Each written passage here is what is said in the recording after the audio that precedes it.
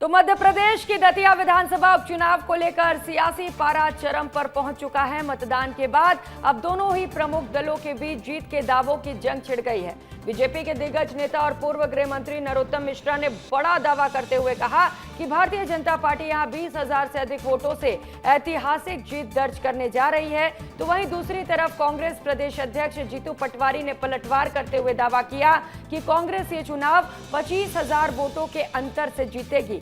दोनों ही दलों ने सीट पर अपनी पूरी ताकत झोंक दी है और अब हर किसी की नजर 3 अगस्त को आने वाले नतीजों पर टिकी है।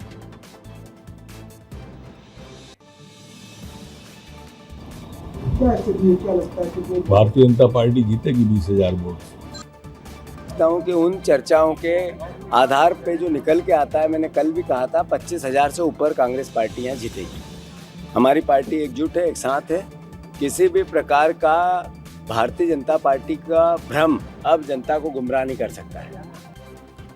तो दतिया चुनाव का ऐलान होते ही 2 प्रत्याशी तय थे, बीजेपी से नरोत्तम मिश्रा और कांग्रेस से अवधेश नायक, मगर अब दोनों टिकट से दूर हैं और थोड़ी बहुत नाराजगी के बाद अब अपनी अपनी पार्टी के लिए प्रचार करने के लिए उतर चुके हैं। दतिया चुनाव में क्यों जरूरी थे नरोत्तम और नायक, आपको इस रिपोर्ट में समझाने की कोशिश करते हैं और साथ ही बताएंगे कि आज दतिया के दंगल में क्या क्या हुआ। चुनाव जीते और अपना बूथ सबसे मजबूत। जीतू भैया एक बात और कह के गए हैं, नारा लगवाया था उनने, जात पर और न पात पर, बटन दबेगा हाथ पर। दतिया में कांग्रेस के मंच पर आज नजर आए कांग्रेस नेता अवधेश नायक और उन्होंने हाथ थामा पीसीसी चीफ जीतू पटवारी का और इस तस्वीर ने राजनीतिक अंदर खानों से आ रही अटकलों पर पूर्ण विराम लगा दिया। अब साफ है कि अवधेश नायक बीजेपी में शामिल नहीं होंगे। मैं कांग्रेस का सिपाही हूँ, सिपाही था, सिपाही रहूँगा, ये मैंने लगातार कहा है।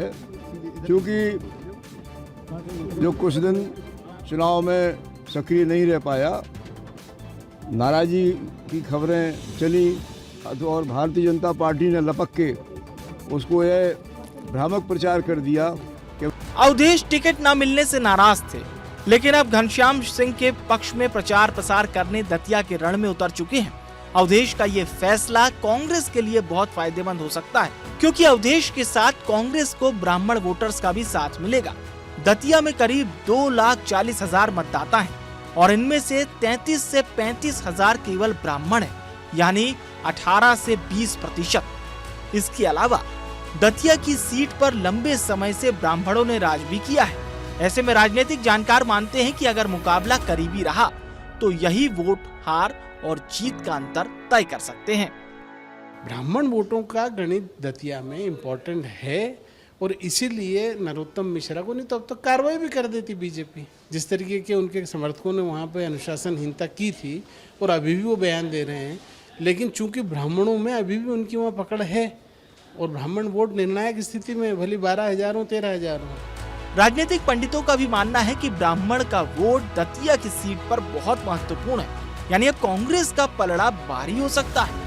यही वजह है कि जब जीतू पटवारी के साथ दतिया के रण में चुनावी हुंकार भरने अवधेश उतरे तो पटवारी ने जीत का दावा एक बार फिर किया।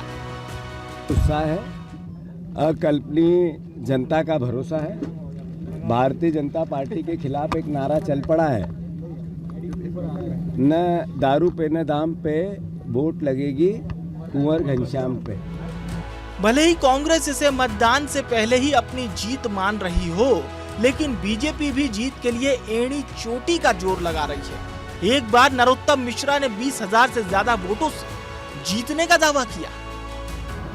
क्या लगता है कि भारतीय जनता पार्टी जीतेगी 20,000 वोट से। एक तरफ अवधेश नायक का प्रभाव तो दूसरी तरफ डॉक्टर नरोत्तम मिश्रा का राजनीतिक कद। दोनों नेताओं की सक्रियता ने ब्राह्मण वोट बैंक को चुनावी बहस के केंद्र में ला दिया है। हालांकि राजनीतिक विश्लेषकों का मानना है कि जातीय समीकरण महत्वपूर्ण जरूर है, लेकिन अंतिम फैसला उम्मीदवार की स्वीकार्यता, बूथ मैनेजमेंट और मतदान प्रतिशत भी तय करेगा। कांग्रेस अवधेश नायक के जरिए ब्राह्मण वर्ग को साधने में लगी है, तो वहीं बीजेपी ने डॉक्टर नरोत्तम मिश्रा के अनुभव और प्रभाव पर दांव लगाया है। अब देखना होगा दतिया की जनता किसकी रणनीति पर मोहर लगाती है। कैमरा पर्सन संजय चंदेल के साथ अनिल गौर, विस्तार न्यूज।